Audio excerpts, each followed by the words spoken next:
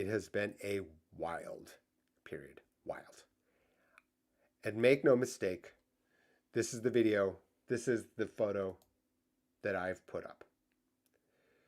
This is the photo that I used here when describing yesterday's reversal. So it's not one reversal, it's two reversals in 3 to 4 calendar days.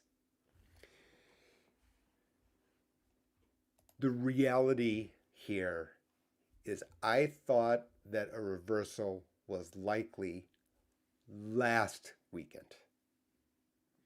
That the market, financial markets would, and the turmoil, tremendous amount of turmoil in a very short period of time, would have caught the administration's attention enough that it would have listened and said, hey, we've underestimated the world's market's reaction.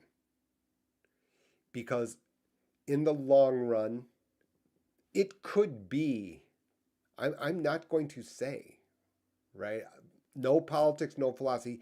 I can see a scenario how the different pieces fit. I discuss them with Cass during these podcasts. Please go and listen to them either here on YouTube or on Spotify.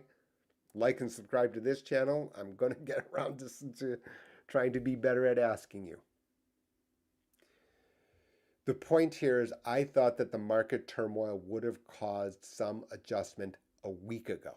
It didn't come there on Monday, and as a result, the market reacted. People thought of doing, boy, this is real difficult. It is why I then have this, us here. We've had two folds. Two. To review, on Tuesday, there was a 90-day pause on every country, basically, except China. Now, we're not going to get into the mechanics here. And by mechanics, what I mean is the fact that they're going to individually try to negotiate with all the other countries during this 90 days.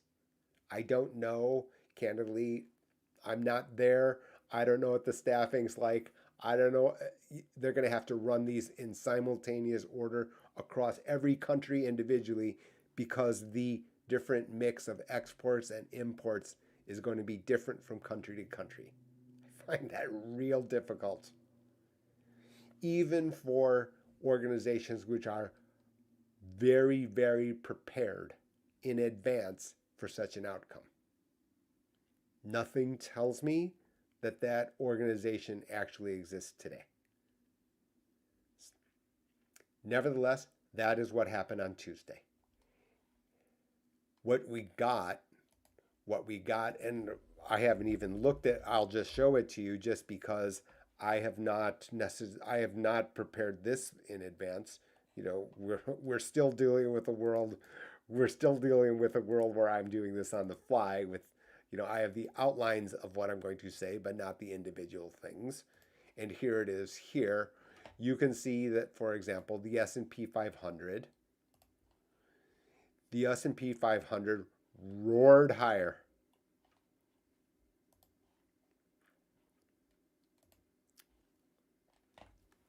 Let's just see if we can undo changes, like discard. Oops. What do we have? We've got a new change. Okay, so anyway, you can see it here. Down over here, we had this reversal, and straight up we went.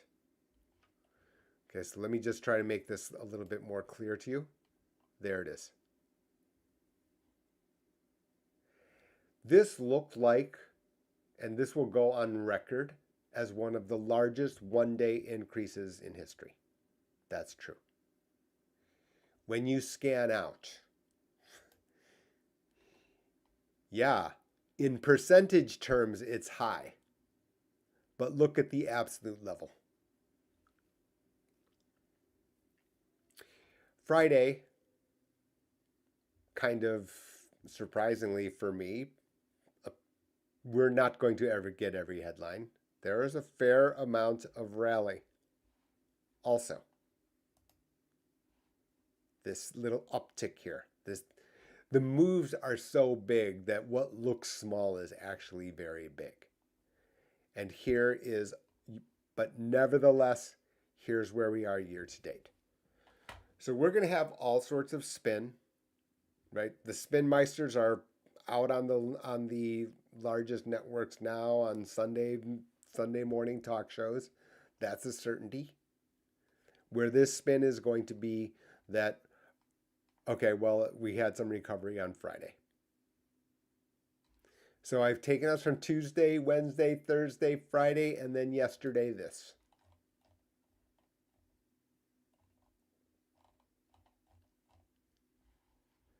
We've got tariff concession.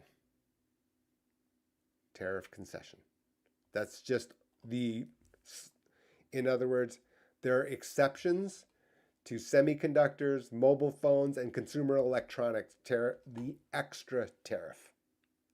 Okay, so what you can think of as a base level of tariffs, those are in place. Those are not there's no exception being made. On top of that, you'll know there are other tariffs on China, for example. So while the administration did not say it's China specific, the reality is that it was on the sectors where the most activity are between the US and China. So de facto, in effect, in practical terms, it's basically to China. Now, this is a huge, huge thing for Apple, Nvidia. And if you take a look here, let's just see, there is a headline here. Does not say, so unfortunately,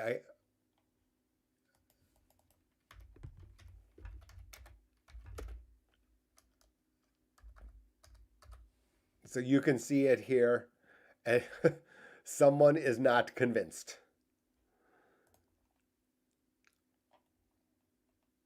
And this is the issue. So first of all, let me just say that without a crystal ball, markets are likely to cheer this. Markets are likely to cheer this. That's fair. That is totally fair. So we've had the retreat on tariffs via the exceptions. Okay, that part now is already old. to give you an idea on how fast things are changing, that's now old. And the base, because I suspect that part of it is that the money being raised for the tariffs are there to try to fund the tax cut packages that the administration and the ruling party, who has been voted in on both houses and the administration. Let's not forget that. That was voted in. So as a result, they do dominate the agenda for sure. I didn't say without pushback, but I'm saying that they are certainly by vote, they are in control of the agenda. That's a fact. That's a fact. The issue is what financial markets had to say. And I discussed this over here. That was the point of having these podcasts here. Because what we have here is the tariffs and trade war have created a situation where some very strange dynamics happen. And here's this one that I stated it here on the 11th. And it's here on the YouTube channel. It's also in podcasts in both places. Basically anywhere you can find, podcasts and broadcasts and videos. Is that we have dollar down and interest rates up to followers of Jay's Corner. Everyone knows it because you're tired of it. One of the main messages to understanding finance, and then whether that be global finance, whether that be personal finance, it is stocks for show, bonds for dough. Why? On a personal level, because for me, financial planning, financial guidance always means how much does it cost? Right? Yes, I want perfect insurance with no deductible and where the insurance pays for everything and I don't pay for any. Yeah, but the question is how much do you have to pay for the insurance? How much does it cost?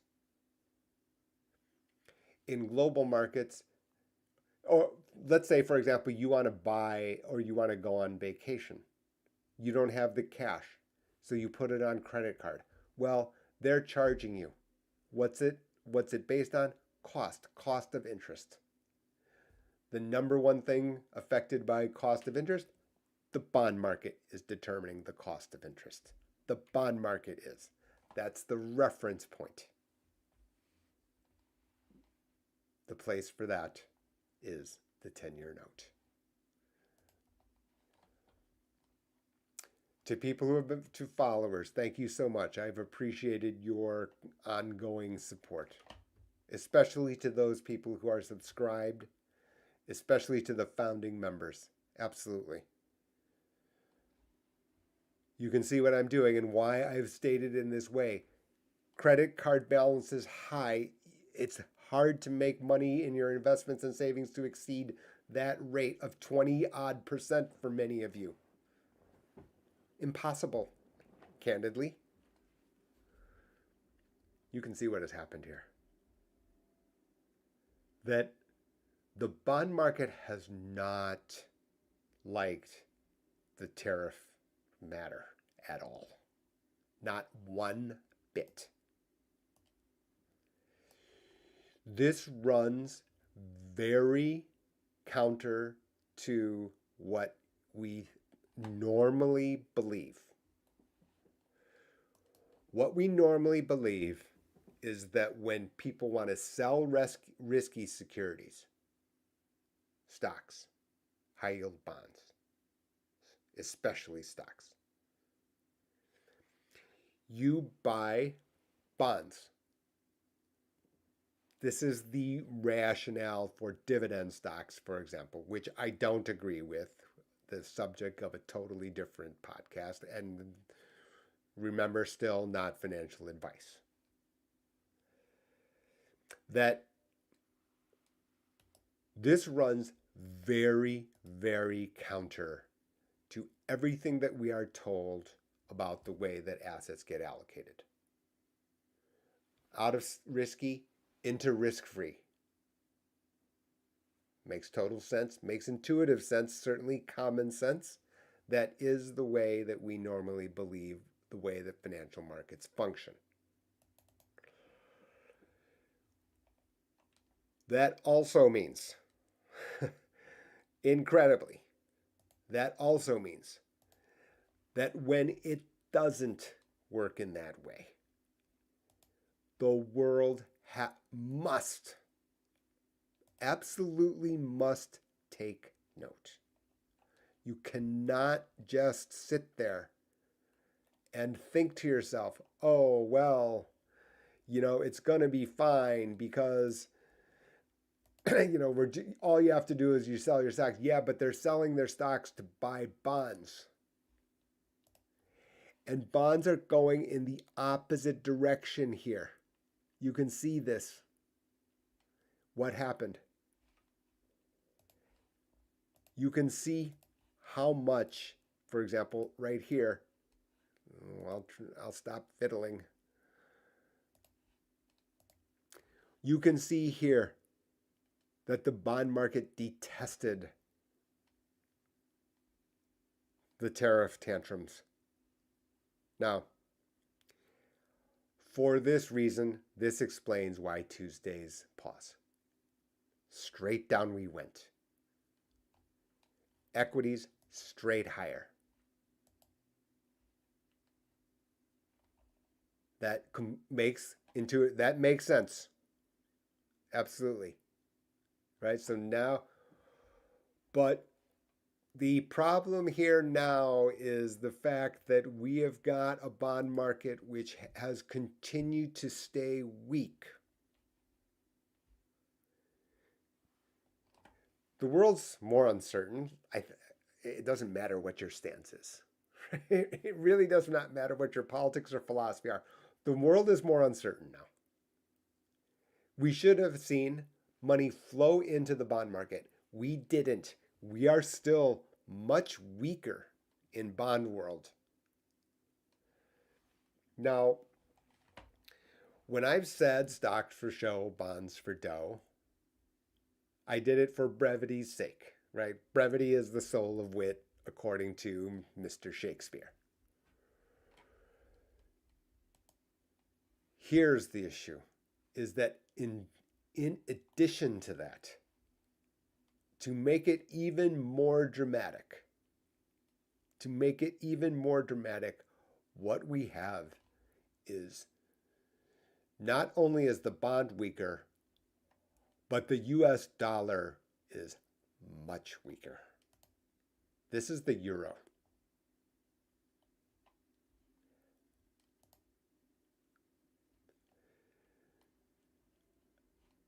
From 102 to 113 within a month, within what? What is this? Since the beginning of the year, certainly, and you'll see this similar pattern. That along the same lines of the idea that people are out of stocks, out of risky, into stable, reliable, dependable, which would have been the US 10-year note, and it also means the conjoined twin, the US dollar. Hasn't happened. And this is where economies move. This is the location that economies move. And if we actually had the shorter chart, let's just see if we can, just to give you an illustration. At one point during Friday, you can see on the 4th, you were all the way up to 114 odd in the euro. You can see where it says high, 114.12. And still, even after and this was just on Friday. You can see this is 4 o'clock. This was on Friday. And you can see at the worst here, 114.75. These are wild moves. It doesn't look big. I can understand that for this number here to be to have it having a 1 here is just incredible. At certain points on Friday, it was 2.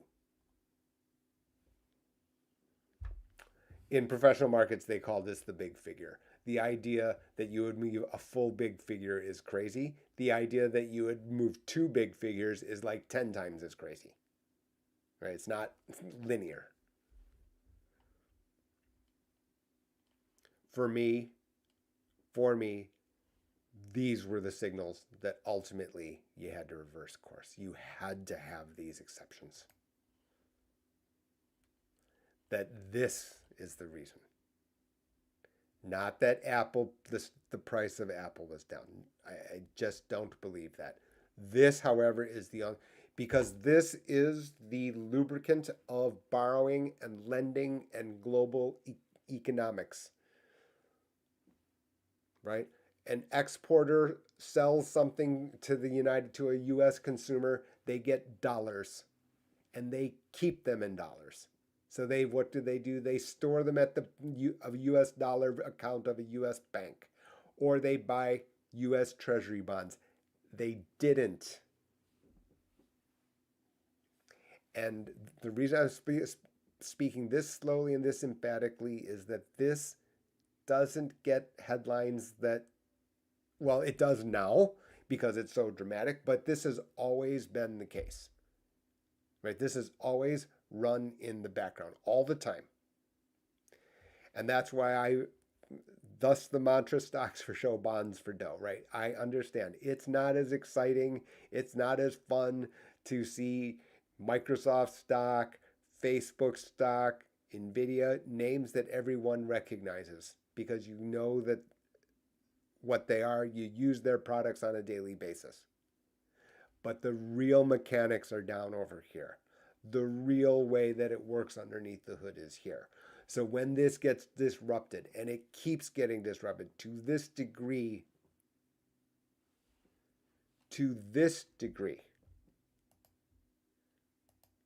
right? For me, then the reality is even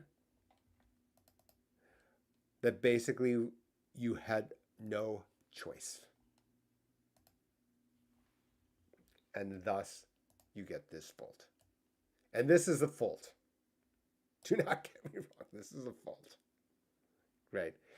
You can call it whatever you want, reversal, whatever. It's a fold. And when I use the term fold, I'm going to refer to what I think is the most important video on this channel of recent days, right? In other words, over the past few months, I try to crystallize certain facts and the way to think about them and the way the reasoning would work, which can be applied in many, many different ways when you're thinking about, financial matters. And that's this video here, which is how is poker like investing? And we've got this episode. And you don't actually even need to know how to play. You may not know how to play poker. It's fine. It doesn't matter. This is about decision making. This is about decision making and the fact that there are other competitors there, other counterparts there. And it's a cautionary tale amongst the best in the world. These are the best in the world. Give or take, yes. We'll break it down. We're not going to watch the video. Number one, this is way more complicated than people think. You're the casual observer. You think that poker is just, wild cowboys just, sitting out there winging in chips into the middle of it. No. This is the math of poker probability, and then thought through using AI tools to go around and around to help people understand what kind of decision making they should do. This is at poker, right? Meaning that it's a far more limited thing than what we are dealing with in the real world under this controversy amongst tariffs. And you have the most capable. This person gets pocket aces. He's way ahead. He's advantaged. He's inherently advantaged. But facts change. And now he gets a new job. He has a new objective now. We have new facts. We have a new world. We have a new way of relating across the counterparts here. Brought on by this tariff tantrum. I'm not going to get into all the different ways here. And you can see here, I'm not alone. First of all, I'm not alone, right? This is the ex-CIO of PIMCO. He's, this is like crazy, right? He's president of Queen's of Cambridge, right? And former PIMCO CEO, co-CIO. Very well known. Very frequent provider of these entries, posts. Scenes of initially performed as expected, then suddenly and violently switched directions so you can worry about market strain. And that's basically the summary here. But my favorite video here is talking about the different ways that people, now you have this new objective. You've got this new objective which can be for all parties, right? You can see here that this same set of facts, the same situation, how to help yourself understand.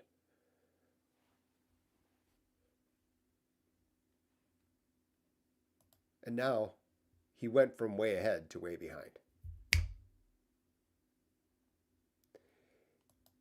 Oh, yeah, and by the way, and now you can see it. This is the graph that I show on many videos here, as well as on the newsletter. You are starting from where you are. The facts changed. You're still at the red arrow. There's a reason that I try to create these little slogans, right, for people's understanding. Start where you are. You're here at the red arrow. We're here at the red arrow now. Let's not look back through what a good idea or a bad idea, etc., about how we got to this. This is our spot now. And that's why, for example, in this article that I wrote about what was going on and why and what happened is you can see folding is probably right. Folding is probably right. We're not talking about throwing mud balls at the president. No, I'm not, right? That is for somebody else. Did I think this is a great idea? Well, I'll let the economist said, and the fact that it is self-inflicted, this is not me alone. This is basically this is Jamie Dimon. This is Larry Fink, who is the CEO of BlackRock, all calling it the same thing. Right? The other pros at the table, the real global pros at the table, right? That sit here have this opinion about the situation. But you can see what I've said here, which is that, okay, now that we're here, folding is probably right. In other words, now the job has changed, right? He's in trouble. He knows it. Let's lose the least. Let's not make a bad... This is not a good situation. This is not a good situation where the dollar is being challenged as the safe haven. This is not a good situation where the U.S. 10-year Treasury note is not the absolute, safe haven. These are not good. These are not ideal situations because of the fact this is what has defined the characteristic of U.S. American exceptionalism. This was the market telling you that the U.S. was exceptional, that the dollar was stable, that U.S. Treasury bonds were stable. So that means if you put a minus sign, you then have to call into question whether or not the other guys at the table believe that the United States is the exceptional, and that's the point. And now you can see how it ties together and why I've had to hit record with Cass.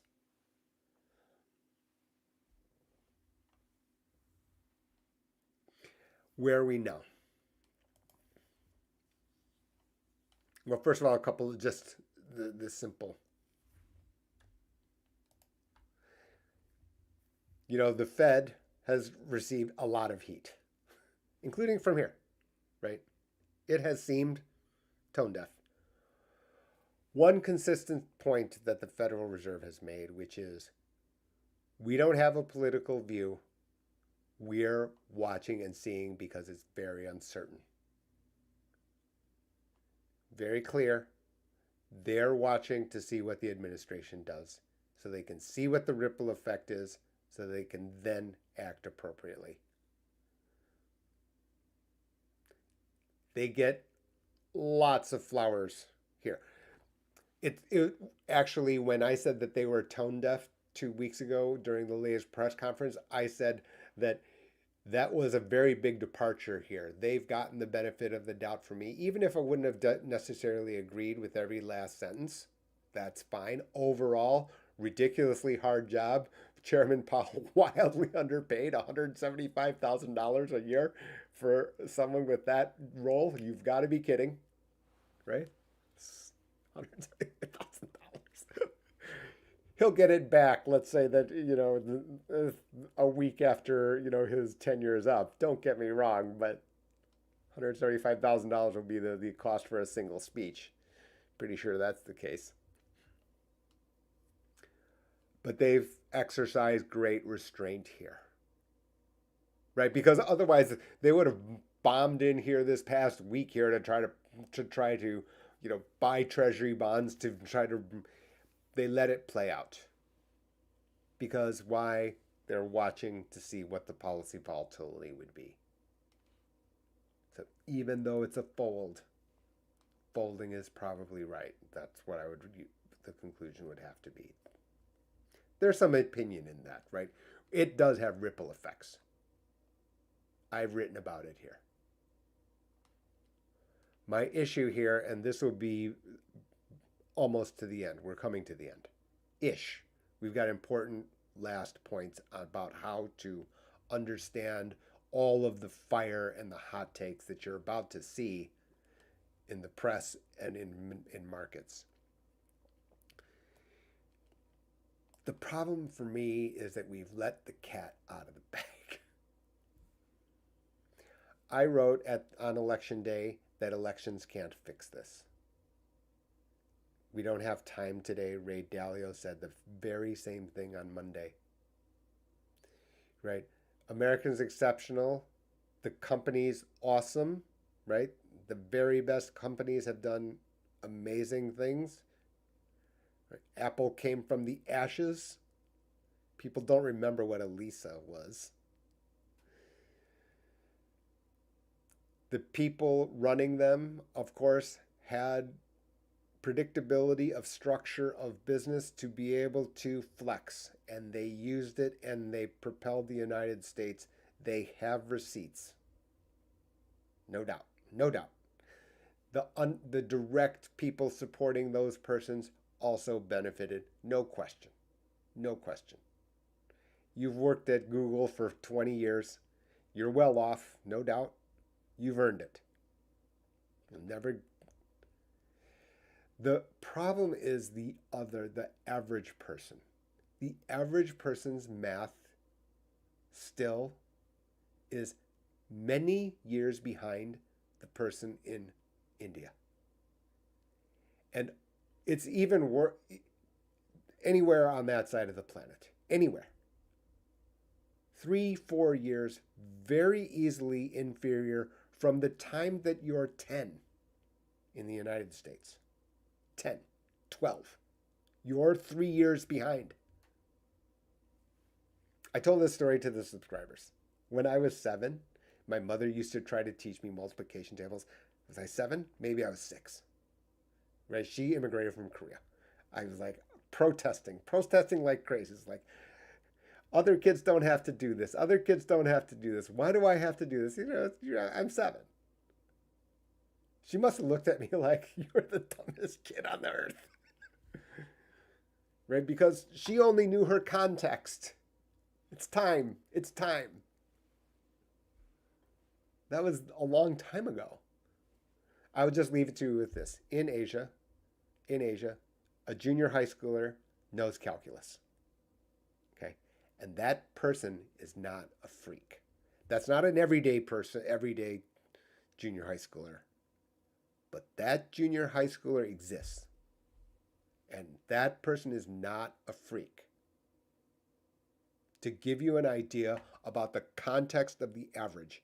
And the issue here is that other countries now have known this, and now the dollar and are not the safe havens at the same time. And I don't know how to get us back out of that, and I'm very sure that an election wouldn't do it. And that was the reason I was saying that elections won't fix this. And that's exactly what Ray Dalio said. I will, at some point, find that clip and include it here. And this volatility will almost... I don't see a way around this. The uncertainty caused will hurt the people in the United States, and those people are the ones that can afford uncertainty. They can't have a thing uncertain. Medicaid. What, 70 million? 78 million including. You can't have a dollar in question here. We can't have our future prospect of our employer here. We can't. And so to tilt the apple cart here, to hurt these people, I don't see the point. I'm not affected directly. I am empathetic to those who are struggling. There's a reason that I don't say never Medicare Advantage. No, no. Right? We've got everyday people who are under duress. That doesn't mean we won't make it. That doesn't mean that I wouldn't help them. No, I will absolutely. I've helped so many people on Medicaid and on Medicare and to get to Medicare Advantage because that was prudent. You're Mr. Perfect. You're living check to check. You live an issue with 300 kids. You don't know what to do. Medicare Advantage for you. I will find the most efficient spot from there. But how much does it cost? And then you get to, and then we need to keep the lights on. This uncertainty is hurting them the most. This is why the animation here.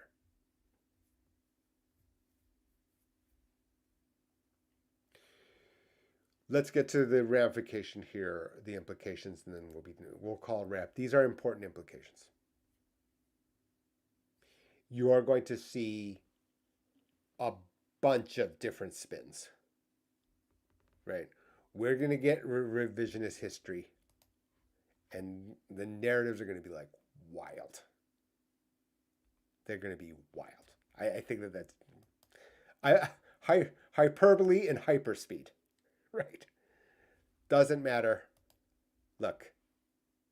You don't have to judge by what they say. You can judge by what they do.